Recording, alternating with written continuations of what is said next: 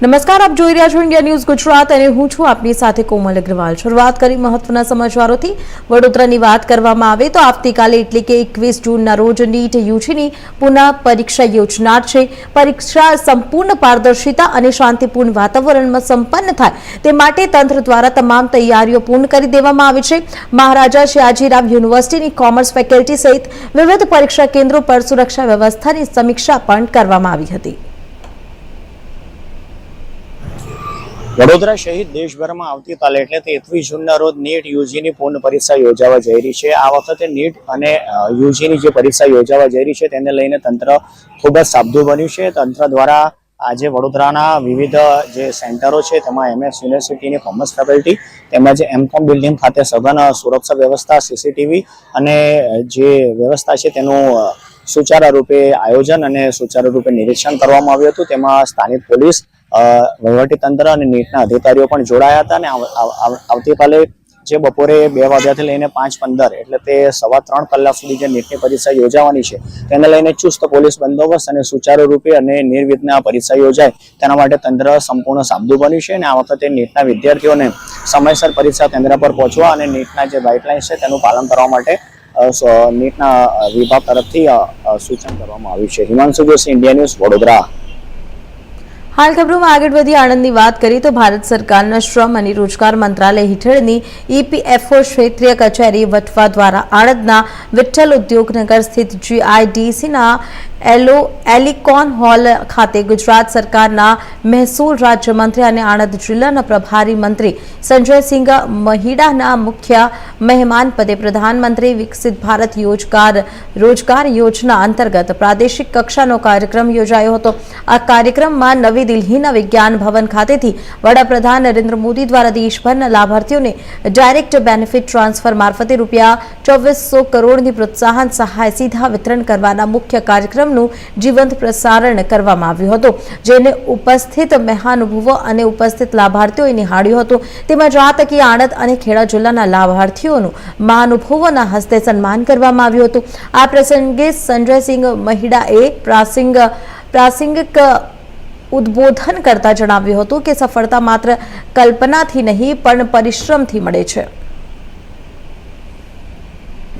ये कार्यक्रम क्षेत्रीय कार्यालय वटवा द्वारा एक रीजनल लेवल पे आधारित एक प्रोग्राम कर रहे हैं, जो कि भारत सरकार की एक फ्लैगशिप स्कीम प्रधानमंत्री विकसित भारत रोजगार योजना के तहत आज हमारे माननीय प्रधानमंत्री श्री नरेंद्र मोदी जी द्वारा विज्ञान भवन नई दिल्ली में डायरेक्ट बेनिफिट ट्रांसफर के थ्रू 2400 करोड़ रुपए रिलीज किए जा रहे हैं। उसी का लाइव टेलीकास्ट और जो एम्प्लॉयर्स और एम्प्लॉयज को यहाँ पे आनंद जिले में और खेड़ा जिले में जिनको इसका लाभ मिला है उनका हम सम्मान करने जा रहे हैं। उसी के लिए ये प्रोग्राम हम आज कर रहे हैं। જૂનાગઢની વાત કરીએ તો હવામાન નિષ્ણાત અંબાલાલ પટેલની આગાહીને લઈને વિજ્ઞાન જાથાના જયંત પંડ્યાએ કરેલી ટિપ્પણી બાદ વિવાદ વધુ ગરમાયો છે। જૂનાગઢ વર્ષા વિજ્ઞાન પરિસંવાદ મંડળના સભ્યો અને હવામાન નિષ્ણાતો દ્વારા જયંત પંડ્યાને ખુલ્લો પડકાર ફેંકવામાં આવ્યો છે। અંબાલાલ પટેલની હવામાન આગાહીઓ અંગે વિજ્ઞાન જાથાના જયંત પંડ્યાએ કરેલી ટિપ્પણીને લઈને હવે ચર્ચા અને વિવાદનું કેન્દ્ર જૂનાગઢ બન્યું છે।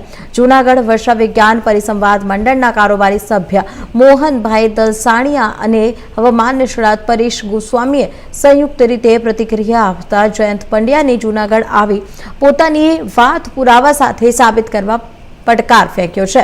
મોહનભાઈ દલસાણીયાએ જણાવ્યું કે વર્ષા વિજ્ઞાન મંડળ પાસે છેલ્લા 32 વર્ષના વરસાદ અને આગાહીના રેકોર્ડ ઉપલબ્ધ છે। જો આગાહીઓ ખોટી હોવાનું કહેવામાં આવે તો જાહેર મંચ પર આવી તે સાબિત કરવું જોઈએ। હવામાન નિષ્ણાત પરેશ ગોસ્વામીએ પણ કડક પ્રતિક્રિયા આપતા જણાવ્યું કે માત્ર ટીકા કરવાને બદલે તથ્યો અને પુરાવા સાથે ચર્ચા થવી જોઈએ। આમ જોવા જઈએ તો જે જયંત પંડ્યા છે વારંવાર દરેક વસ્તુને લઈને વિવાદ ઉભો કરતા હોય છે। થોડા દિવસ પહેલા જે આપણે એક હિન્દુ શાસ્ત્ર પ્રમાણે એક રાજકોટની અંદર બાબા બાગેશ્વરની એક જે કથા હતી એ કથાનો પણ વિરોધ કર્યો હતો।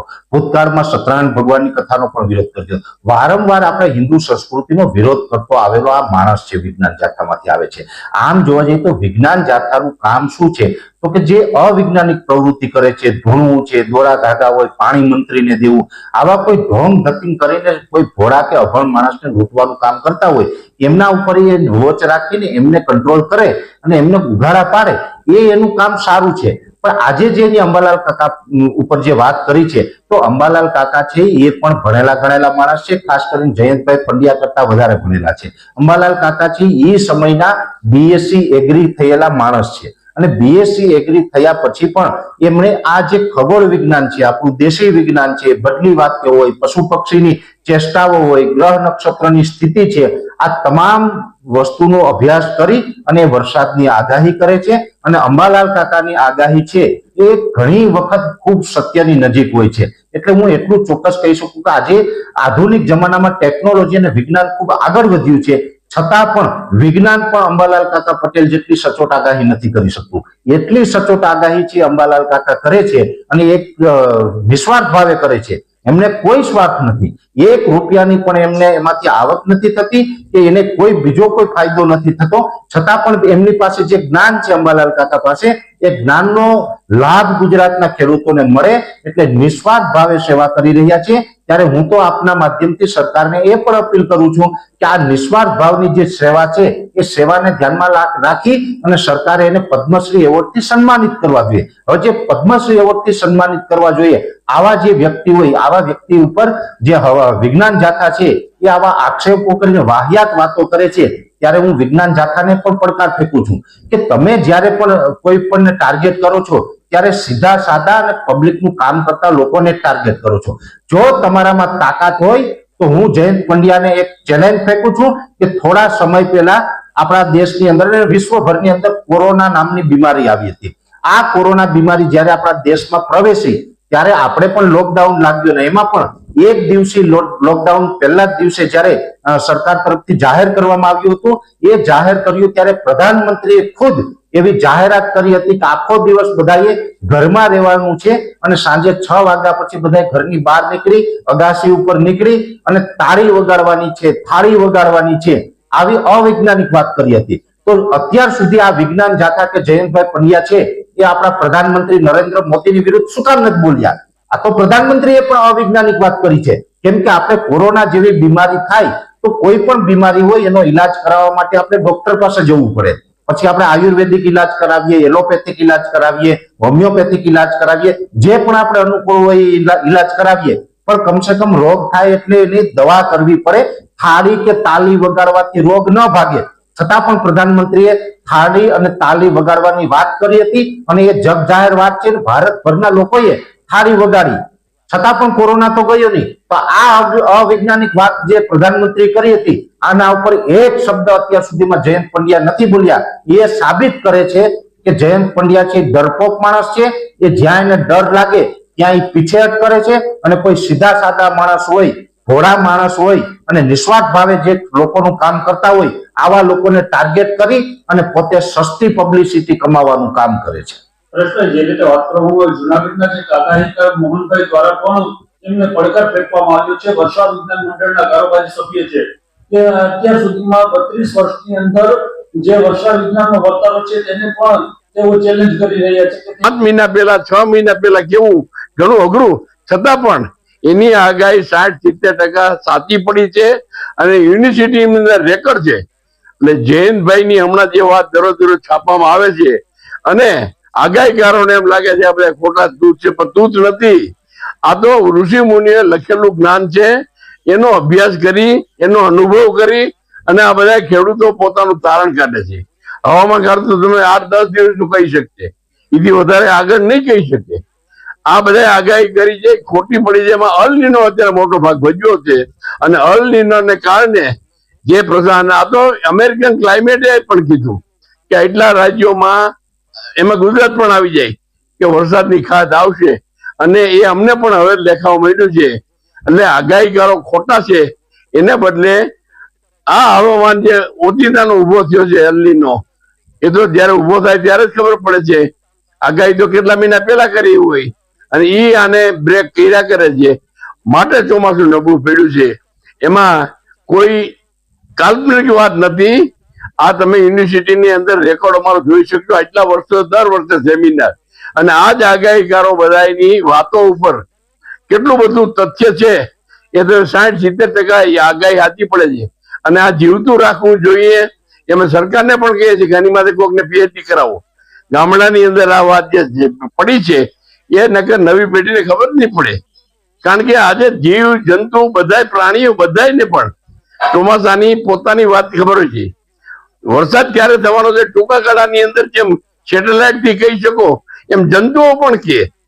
તમે જો મક્ખી મચ્છર જેમ ગરમી બહુ પડશે તો ઘરમાં આવી જાય, ઠંડી પડે તો ઘરમાં આવી જાય.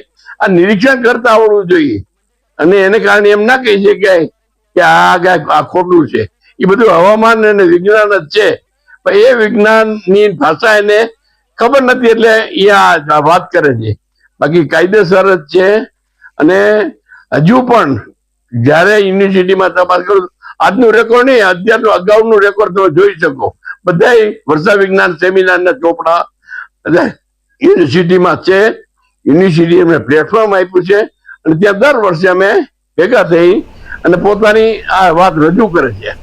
આ વર્ષે ખોટો પડવાનું કારણ અંબિકા તાલુકાના અનાવલ ગામ ખાતે રાજ્ય સરકારની વિવિધ જનહિતકારી યોજનાઓનો લાભ લોકો સુધી પહોંચાડવા જનકલ્યાણ શિબિરનું આયોજન કરવામાં આવ્યું હતું.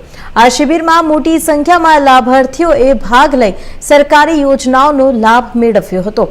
અંબિકા તાલુકાના અનાવલ ગામ ખાતે યોજાયેલી જનકલ્યાણ શિબિરમાં સરકારની વિવિધ કલ્યાણકારી યોજનાઓ અંગે માર્ગદર્શન આપવામાં આવ્યું હતું.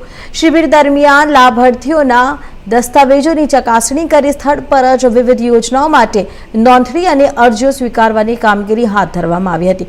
આ કાર્યક્રમમાં ધારાસભ્ય મોહનભાઈ ડોઢિયા, જિલ્લા પંચાયતના સભ્યો, તાલુકા પંચાયતના સભ્યો, મહુવાના નાયબ મામલતદાર, અંબિકા તાલુકા વિકાસ અધિકારી, આંગણવાડી બહેનો, વિવિધ ગામોના સરપંચો, ગામના આગેવાનો, ગ્રામજનો તેમજ મોટી સંખ્યામાં લાભાર્થીઓ ઉપસ્થિત રહ્યા હતા.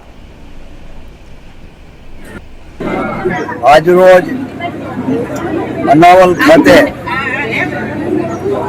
જનકલ્યાણ શિબિર એટલે કે અમારા ભારત દેશના લોકપ્રિય વડાપ્રધાન નરેન્દ્રભાઈ મોદી સાહેબ 12 વર્ષ સતત વડાપ્રધાન તરીકે એમણે ભારત દેશની અંદર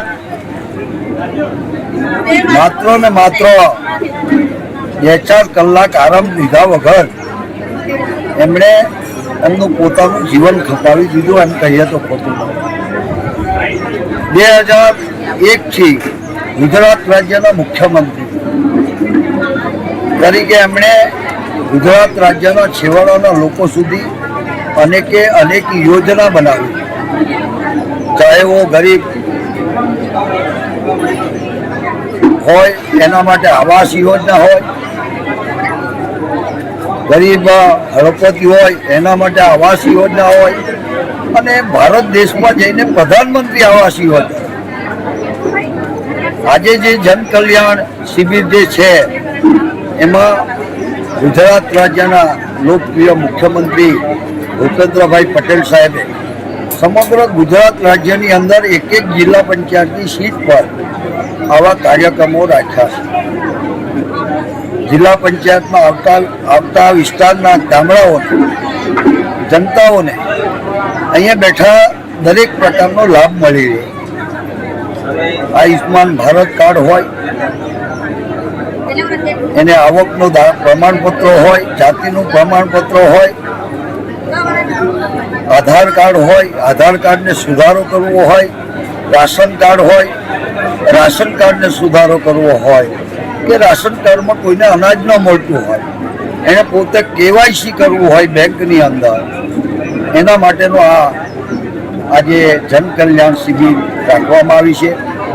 અને મને લાગે છે ત્યાં સુધી આ વિસ્તારની જનતા એટલે કે આ મહુવા તાલુકામાંથી વિભાજિત થયેલો અંબિકા તાલુકો અને નવરચિત અંબિકા તાલુકામાં આજે ખૂબ સારા પ્રમાણમાં લોકો એનો લાભ લઈ રહ્યા છે. આજે ધારાસભ્ય તરીકે સવારથી અત્યારે એક આંગણધરામાં એક પ્રાથમિક શાળાના 2 ઓરડાનું ખાતમુહૂર્ત પણ કર્યું અને અમારી ચૂંટાયેલી નવી તાલુકા પંચાયતના પ્રમુખ શિલ્પાબેન ઉપપ્રમુખ અનિલભાઈ મહેસુરિયા, જિલ્લા પંચાયતના સભ્ય અમારા રમીલાબેન, હર્ષદભાઈ, આ બધા જ રેખાબેન, કારોબારી સભ્ય, દંડક, એમ અનેક પદાધિકારીઓ, તાલુકા પંચાયતના સભ્યશ્રીઓ બધા જ સાથે મળીને આજે અમે સવારથી આ કાર્યમાં જોડાયા છે. આ વિસ્તારમાં જનકલ્યાણનું કામ ખૂબ સારું થઈ રહ્યું છે. ગરીબ માણસને, છેવાડાના લોકો સુધી પહોંચવા માટેનો અમારો પણ સંકલ્પ છે. હાલ ખબરોમાં આગળ વધી અમરેલીની વાત કરીએ તો જિલ્લામાં મેઘરાજાની એન્ટ્રી સાથે બાબરા અને ધારીગીર પંથકમાં વરસાદી માહોલ જામ્યો છે. ગ્રામ વિસ્તારોમાં ધીમી ધારે વરસાદ વરસતા ખેડૂતોમાં ખુશીની લાગણી જોવા મળી રહી છે. અમરેલી જિલ્લાના બાબરા પંથકમાં વરસાદી માહોલ વચ્ચે શહેર અને ગ્રામ વિસ્તારોમાં વરસાદ શરૂ થયો હતો. બાબરાના દરેક અને ખાખરિયા ગામ સહિત આસપાસના વિસ્તારોમાં વરસાદ વરસતા વાતાવરણમાં ઠંડક પ્રસરી ગઈ હતી. તો બીજી તરફ ધારીગીર પંથકમાં પણ મેઘરાજાએ દસ્તક આપી હતી. ધારીના ગોપાલગ્રામ, દહિંડા, ઝર અને મોરઝર સહિતના ગામોમાં વરસાદ નોંધાયો હતો. ચોમાસાની સિઝનમાં પ્રથમ વરસાદને લઈને ખેડૂતોમાં ખુશીનો માહોલ જોવા મળ્યો.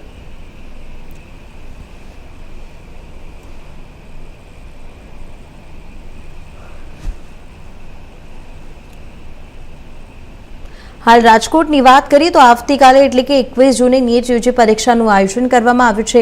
શહેરના 12 પરીક્ષા કેન્દ્રો પર કુલ 5330 વિદ્યાર્થીઓ પરીક્ષા આપશે. પેપર લીકની અગાઉની ઘટનાને ધ્યાનમાં રાખીને આ વખતે ચુસ્ત સુરક્ષા અને દેખરેખની વ્યવસ્થા ગોઠવવામાં આવી છે. રાજકોટ ખાતે મેડિકલ પ્રવેશ માટેની નીટ યુજી પરીક્ષા આવતીકાલે યોજવાની છે. શહેરના 12 પરીક્ષા કેન્દ્રો પર કુલ 5000થી વધારે વિદ્યાર્થીઓ પરીક્ષા આપશે. અગાઉ 3 મેના રોજ યોજાયેલી પરીક્ષા પેપર લીક મામલા બાદ આ વખતે પરીક્ષા પ્રક્રિયાને સંપૂર્ણ સુરક્ષિત બનાવવા માટે વિશેષ વ્યવસ્થા કરવામાં આવી છે. ધોરણ 12 સાયન્સ પછી અતિ મેડિકલ પ્રવેશ માટે અતિ મહત્વની ગણાતી યુજી નેટની એક્ઝામ આવતીકાલે થવા જઈ રહી છે. ત્યારે મારી પાછળના દ્રશ્ય જોઈ રહ્યા છો રાજકોટના, કે જ્યાં આવતીકાલે જે કહેવાય કે આ યુજી નેટની જે પરીક્ષા છે તે 21 જે જૂનના રોજ યોજાવા જઈ રહી છે. ત્યારે રાજકોટ ખાતે જોઈએ તો આવતીકાલે જે કહેવાય 12 કેન્દ્રો ઉપર રાજકોટના જે પરીક્ષા છે તે યોજાવા જઈ રહી છે. ત્યારે 5330 વિદ્યાર્થીઓ આજે નેટ અને યુજીની એક્ઝામમાં જે કહેવાય સહભાગી બનશે. આ પરીક્ષાર્થીઓને જે કહેવાય કે નેટ યુજીની જ્યારે એક્ઝામ દેવાની છે ત્યારે તંત્ર દ્વારા પણ કહેવાય કે એક ચુસ્ત પોલીસ બંદોબસ્ત ગોઠવવામાં આવશે. ગઈકાલ સવારથી જ્યાં ધર્મેન્દ્રસિંહજી આ જે કોલેજ છે ત્યાં આ સહિતના જે સેન્ટરો છે, 12 જેટલા સેન્ટરો, ત્યાં કહેવાય પોલીસ કાફલો અને CISFના કાફલો છે તે મોરચો સંભાળી લેશે. મહત્વની વાત છે કે જે આવતીકાલે 1353 જેટલા વિદ્યાર્થીઓ છે તે રાજકોટમાં જે કહેવાય 12 સેન્ટર ઉપર જે નીટ અને યુજીની એક્ઝામ દેવાના છે.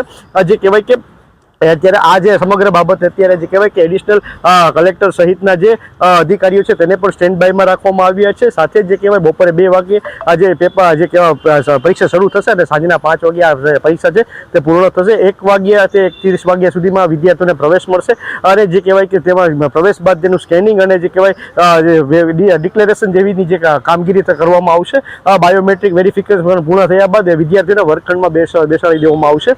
પરીક્ષા દરમિયાન જો કોઈ શંકાસ્પદ કે હિલચાલ કે ગેરરીતિ જણાય તો તેને ડામવા માટે કલેક્ટર, ડેપ્યુટી કલેક્ટર કક્ષાની ફ્લાઇંગ સ્કોડને પણ સતત રાઉન્ડ ઓફ ધ ક્લોક સૂચન આપવામાં આવ્યું છે. સાથે જ જે કહેવાય કે વિદ્યાર્થીઓની સુરક્ષા માટે જે કહેવાય કે વિદ્યાર્થીઓને કોઈ અગવડ ન પડે તેના માટે જે ટ્રેન અને જે કહેવાય કે ઓખા ગાંધીનગર સ્પેશિયલ ટ્રેનને પણ દોડાવવામાં આવી રહી છે. અને જે કહેવાય કે CISFના જવાનો દ્વારા હવાઈ મારફત આ પેપર છે તેને રાજકોટના સેન્ટર સહિતના જે સેન્ટરો છે તે લઈ આવવામાં આવશે અને વિદ્યાર્થીઓને કોઈ ગેરરીતિ ન અચરાય કે વિદ્યાર્થીઓને કોઈ તકલીફ ન પડે તેનું ખાસ ધ્યાન રાખવામાં આવશે.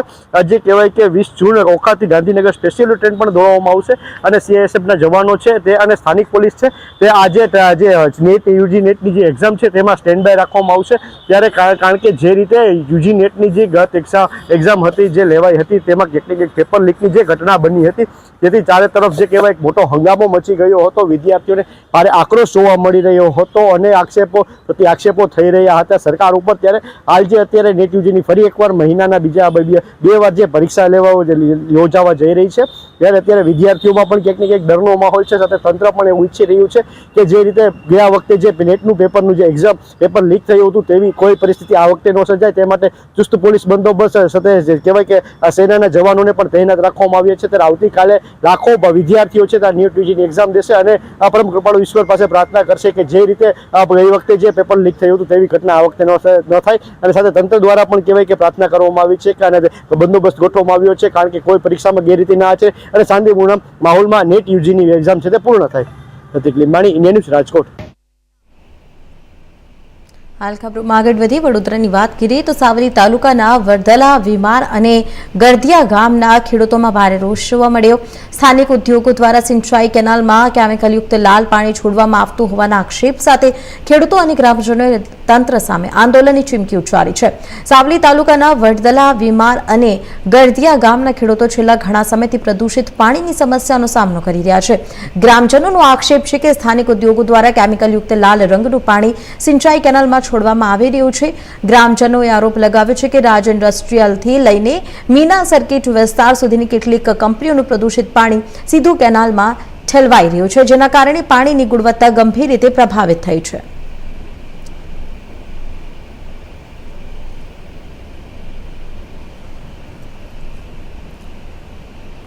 આણંદ શહેરમાં આગામી મોહર્રમ પર્વને લઈને ટાઉન પોલીસ મથક ખાતે પોલીસ અધિકારીઓ અને સેન્ટ્રલ તાઝિયા કમિટી અને લોકલ તાઝિયા કમિટીના હોદ્દેદારો વચ્ચે બેઠક યોજાઈ હતી, જેમાં મોહર્રમ પર્વ શાંતિપૂર્ણ રીતે સંપન્ન થાય તે માટે ચર્ચા કરવામાં આવી હતી।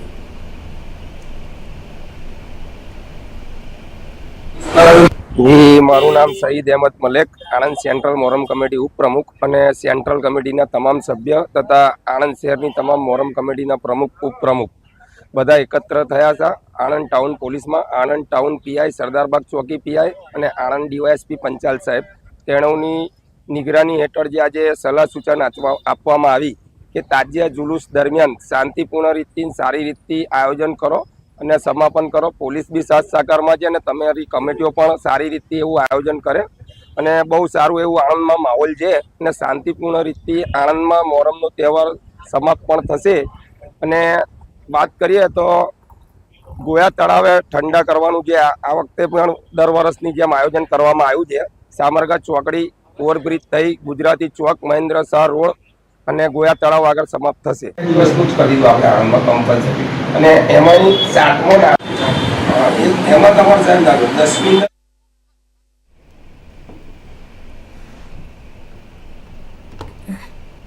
ગત 29 મે 2026 રોજ શિક્ષક પાત્રતા કમિટી કસોટી ટેટ સંદર્ભે માનનીય સુપ્રીમ કોર્ટ દ્વારા આપવામાં આવેલા એક આદેશના પગલા સમગ્ર દેશના શૈક્ષણિક અમલમાં ભારે ખળબળાટ મચી ગયો છે। સુપ્રીમ કોર્ટે ચાલુ સેવામાં રહેવા અને પ્રમોશન મેળવવા માટે 31 ઓગસ્ટ 2028 સુધીમાં ટેટની લાયકાત મેળવવી ફરજિયાત કરી છે। આ ચુકાદાના કારણે વર્ષોથી નિષ્ઠાપૂર્વક ફરજ બજાવતા હજારો અનુભવી શિક્ષકોની નોકરી અને ભવિષ્ય સામે મોટું પ્રશ્નચિહ્ન ઊભું થયું છે। અત્યંત સંવેદનશીલ મુદ્દા દેશભરમાં લાખો શિક્ષકોનું પ્રતિનિધિત્વ કરતા all India primary teachers federation અને ગુજરાત રાજ્ય પ્રાથમિક શિક્ષા સંઘના મોભીઓ પ્રદીપસિંહ રાણા તથા રાજીવભાઈ પટેલ કેન્દ્ર શિક્ષણ મંત્રી ધર્મેન્દ્ર પ્રધાનને લેખિત રજૂઆત કરી તાત્કાલિક નીતિગત હસ્તક્ષેપ કરવા ભારપૂર્વક માંગણી કરી છે।